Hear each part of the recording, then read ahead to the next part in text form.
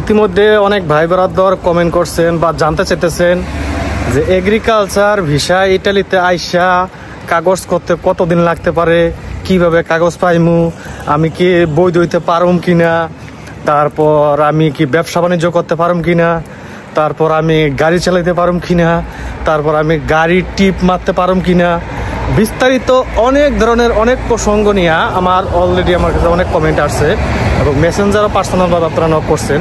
সেই বিষয়ে আজকে কিছু কথা বলবো। তো সবার কাছে একটা বিশেষভাবে অনুরোধ রইল, যদি আমার ভিডিওটা ভালো লাগে আর যদি আপনাদের মনে হয় যে না ভিডিওটা ইনফরমেশনমূলক তথ্য জানার মতো, তাহলে অবশ্যই আমার ইউটিউব চ্যানেলটা সাবস্ক্রাইব করবেন এবং আমার ফেসবুক পেজটা ফলো দিয়ে রাখবেন, সর্দার ব্লগস 2। ঠিক আছে, সর্দার ব্লগস 2 এইটা ফেসবুক পেজটার নামটা মনে রাখবেন।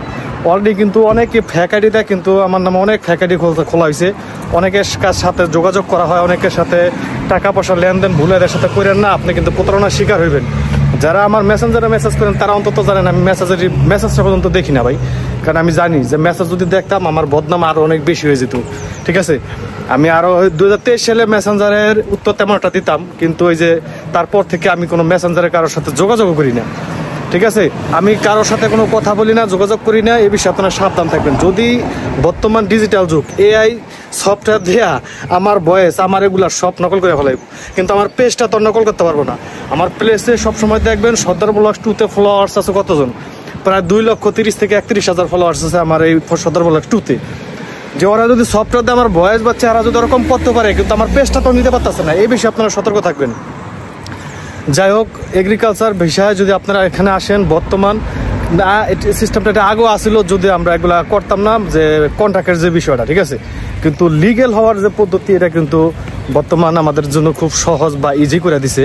ইটালিতে এগ্রিকালচার ভিসা আসলো, আপনি ডকুমেন্টটা লাবারও সুবাদিনাতো প্রসেসিংয়ে যাইতে পারবেন, যেটা আগে কিন্তু এরকম ছিল না। যে ডকুমেন্টটা দিয়ে আপনি বাংলাদেশে যাইতেও পারবেন, আইতেও পারবেন।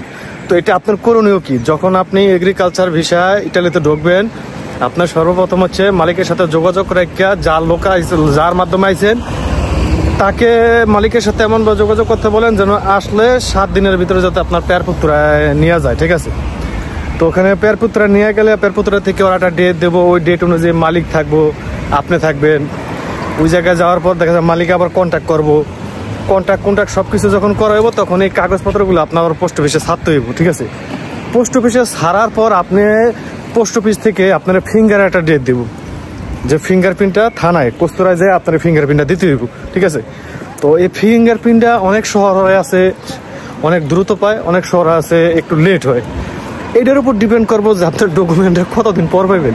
এখন আপনি যদি 2 মাস পর পান, তাহলে তো আপনার 2 মাস পর ফিঙ্গার দিতে পারতেছেন। এমন হতে ফিঙ্গারের ডেটই পাইছেন মনে করেন 1 বছর পর, 6 মাস পর, অস্বাভাবিক কিছু না, এটা ডিপেন্ড করে এক একটা শহরের উপর। ঠিক আছে, এগ্রিকালচারের যে ডকুমেন্টটা পারমিশনের সৌজন্য যেটা পাইবেন সেটা 9 মাসের দেওক, 1 বছরের দেওক, আমি বলি 6 মাসের দেওক, পাওয়া দা বিষয়। ঠিক আছে, যদি ওইটা আপনার পাওয়া যান গা, তারপর আপনি করণীয় কি? তারপরে ওইটা পাওয়ার পর যখন আপনার এটা স্কাদেন্স হয়ে যাবো গা, তখন আবার যে কোনো একটা কাজের কন্ট্রাক্ট দিয়ে যখন এটা রেনু করতে যাবেন, আপনার ডকুমেন্টটা লাবারও সুবাদিনে তো হয়ে যাবো গা, যে ডকুমেন্টটা আপনি বাংলাদেশে যাইতেও পারবেন, আইতেও পারবেন। ঠিক আছে, এটা মেমোরিতে রাখবেন। আসার পর পেয়ারপুত্রা যেন যাওয়া মিস না হয় এবং মালিকদের যেন কন্ট্যাক্ট করতে মিস না হয়।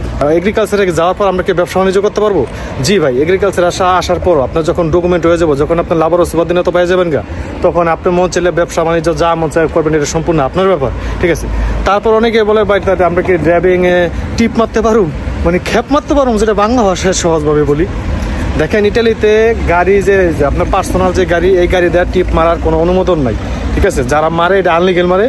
টিপ মারতে হলে আপনার ট্যাক্সি ক্যাবের লাইসেন্স বাই করতে হইব। ট্যাক্সি ক্যাবের লাইসেন্স বাই করা যদি একটু অনেকটা কঠিন, তবে আপনি গাড়ি কিনতে পারবেন, লাইসেন্স যদি থাকে আপনি গাড়ি চালাইতেও পারবেন, গাড়ি কিনতে পারবেন, সব কিছুই করতে পারবেন। এটা ডিপেন্ড করবো তখন আপনার ডকুমেন্টের উপর এবং ডিপেন্ড করবো আপনার ড্রাইভিং লাইসেন্সের উপর।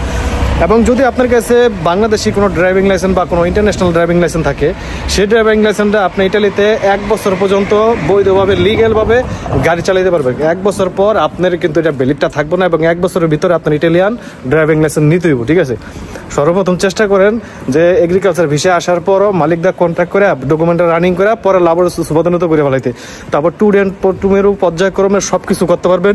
ইটালিয়ান পাসপোর্টও পাইবেন, বাড়ি গাড়ি যেটা যা আছে সব কিছু, ব্যবসা বাণিজ্য সব করতে পারবেন। তো সবাই সুস্থ থাকেন, ভালো থাকেন। ওকে, আসসালামু আলাইকুম।